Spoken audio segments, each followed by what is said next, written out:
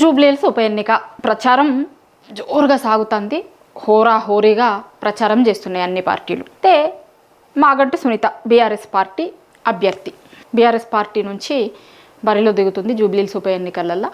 వాళ్ళ హస్బెండ్ చనిపోవడంతో ఈమెకు బీఆర్ఎస్ పార్టీ టికెట్ ఇచ్చింది. క్యాంపెయిన్ చేస్తుంది. ఆమె తరపున వాళ్ళ పార్టీ వాళ్ళందరూ క్యాంపెయిన్ చేస్తున్నారు. అయితే 2-3 రోజుల నుంచి ఇప్పుడు మనం నిన్న కూడా వీడియో చేసినాం. ఒక్క మహిళను ఎదుర్కోవడానికి దాని వెనకాల జరుగుతున్న రాజకీయం అంతా కూడా ఒక మహిళను నేరుగా వచ్చి ఎదుర్కొనే ధైర్యం లేక కాంగ్రెస్ పార్టీ ఎట్లాంటి రాజకీయాలు చేస్తుంది అనేది అందరూ చూస్తూనే ఉన్నారు. అయితే నేను ఈ 2-3 రోజుల నుంచి మాగంటి గోపీనాథ్ వాళ్ళ మదర్ ఇంకా కొంతమంది వ్యక్తులు వచ్చి మాట్లాడుతున్న ఆ ఇష్యూస్ లోపలికి, లేకపోతే వాళ్ళు మాట్లాడుతున్న దాంట్లో తప్పు ఒప్పుల దగ్గరికి నేను పోతలేను. కానీ అది చూసిన తర్వాత నాకు ఉన్న డౌట్లు 1-2 డౌట్లు, కొన్నింటి మీద నాకు కొన్ని డౌట్లు ఉన్నాయి. అవి ఏంటి అంటే, అసలు వీళ్ళు ఎవరితో మాట్లాడుతున్నారు, ఏ మీడియాతో మాట్లాడుతున్నారు, ఎందుకు సెలెక్టెడ్ మీడియాతో మాట్లాడుతున్నారు. వాళ్ళు చెప్పాలి అనుకుంటే తెలంగాణ సమాజంకి తెలవాలి, లేకపోతే జూబ్లీహిల్స్ నియోజకవర్గంలో ఉన్న వాళ్ళకి తెలవాలి అనుకుంటే అందరితో మాట్లాడతారు కదా. ఇప్పుడు మీడియా వాళ్ళు ఎవరు పోయి అడిగినా వాళ్ళతో మాట్లాడడమో, వాళ్ళ క్వశ్చన్స్ తీసుకోవడమో, లేకపోతే అందరికి ఇంటర్వ్యూలు ఇచ్చడో, అదే కాకపోతే ఎక్కడో ఒక దగ్గర ఓ ప్రెస్ మీట్ పెట్టి అందరి క్వశ్చన్లను తీసుకున్నాడో చేస్తారు. కానీ రోజుకొక మీడియా, అది కొంత సొంత మీడియా అనుకుంటున్న వాళ్ళకి కాంగ్రెస్కి అనుకూల మీడియా అనుకోర్రి. అట్లాంటి మీడియాకి మాత్రమే ఎందుకు ఇంటర్వ్యూలు ఇస్తున్నారు, ఎందుకు సెలెక్టెడ్ మీడియాకి ఇంటర్వ్యూలు ఇస్తున్నారు, ఈ అనుమానం ఇప్పుడు ఎవరికైనా వస్తుంది. వాళ్ళు ఎవరికి ఇంటర్వ్యూలు ఇచ్చిర్రు ఏంది అనేది ఒక్కసారి నేను మీకు చూపిస్తా, దాని తర్వాత ఇంకా మాట్లాడదాం. ఇప్పుడు ఇది బిగ్ టీవీకి ఇచ్చిన ఇంటర్వ్యూ. డే 1 నుంచి వీళ్ళకి మాత్రమే ఇస్తుర్రు. ఆ బిగ్ టీవీ ఎవరిది ఏంటిది అనేది మీడియాలో ఉన్న చాలా మందికి తెలుసు, ఎవరి అనుకూల మీడియా అనేది కూడా చాలా మందికి తెలుసు. సో ఇక్కడ ఈ తంబనేలు ఇది బిగ్ టీవీకి ఇచ్చిన ఇంటర్వ్యూ, డే 1 నుంచి వీళ్ళకి ఇస్తున్న ఇంటర్వ్యూ. దాని తర్వాత సడన్గా నిన్న మహా న్యూస్కి ఇచ్చిర్రు ఒక ఇంటర్వ్యూ. మాగంటి మొదటి భార్యతో మహా న్యూస్ బ్లాస్ట్ ఇంటర్వ్యూ. మరి ఈ బ్లాస్ట్ ఇంటర్వ్యూలు మిగతా మీడియాకి ఎందుకు ఇస్తలేరు, ఈ ప్రశ్న ఎవరికన్నా వస్తుంది సాధారణంగా. నాకు కూడా ఉన్న అనుమానం అదే. ఇది ఆర్టీవీకి ఇచ్చిన ఇంటర్వ్యూ, ఆమె వల్ల విడిపోయినాము అని చెప్పిరట. ఇది మహా న్యూస్దే ఇంకొకటి. ఇట్లా బిగ్ టీవీ సంచలన విషయాలు, వీళ్ళు బయట పెడుతున్న సంచలన విషయాలు, మాట్లాడుతున్న విషయాలు అనుకుంటున్నాయి. ఓన్లీ సెలెక్టెడ్ మీడియాతో మాత్రమే ఎందుకు మాట్లాడుతుర్రు అనేది నా ప్రశ్న, నాకున్న అనుమానం.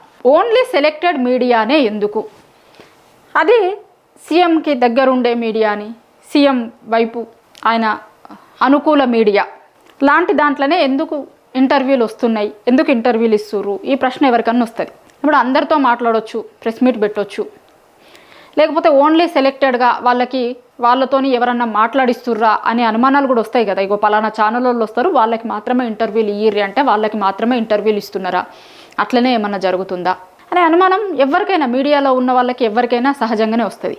నేను ఆమె మాట్లాడుతున్న మాటల జోలికి పోతలేను, లేకపోతే దాంట్లో ఎవరిది తప్పు ఎవరిది ఒప్పు అనే దానికి పోతలేను. అది ప్యూర్లీ వాళ్ళ కుటుంబానికి సంబంధించిన విషయం. ఆ కుటుంబ విషయాల జోలికి కూడా నేను పోతలేను. నాకున్న అనుమానం వల్ల ఏంది అంటే, ఓన్లీ ఎందుకు సెలెక్టెడ్ మీడియానే. ఎందుకంటే సహజంగానే ఇట్లాంటివి ఏమన్నా ఇష్యూస్ వచ్చినప్పుడు మిగతా మీడియా వాళ్ళు కూడా ట్రై చేస్తారు, అడుగుతారు, ఇంటర్వ్యూలు అడుగుతారు, అన్నీ చేస్తారు. కానీ అట్లా వాళ్ళందరికీ ఇవ్వకుండా కేవలం కొంతమందికి మాత్రమే ఎందుకు ఇస్తున్నారు, వాళ్ళతో మాత్రమే ఎందుకు మాట్లాడుతున్నారు, ఈ అనుమానం ఎవరికైనా వస్తుంది.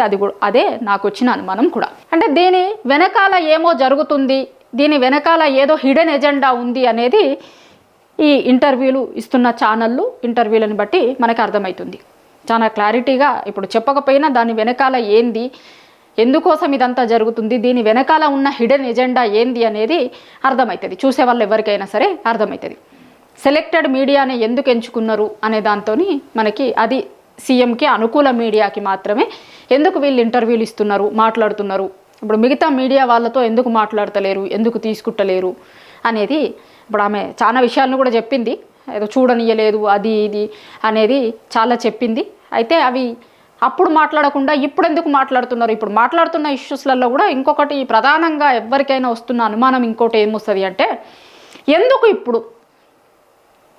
ఎందుకు ఆ ఛానళ్ళతో పాటు ఎందుకు ఇప్పుడు ఈ 2 ప్రశ్నలకి ఆన్సర్లు దొరుకుతలేవు. ఎందుకు ఇప్పుడు మాగంటి సునీత క్యాండిడేట్ కాకపోయి ఉంటే, ఆమె ఎన్నికలలో పోటీ చెయ్యకపోయి ఉంటే ఈ చర్చ జరిగేదా? ఇప్పుడు వీళ్ళంతా బయటకు వచ్చి మాట్లాడేటోళ్ళ ఇదంతా జరిగేదా?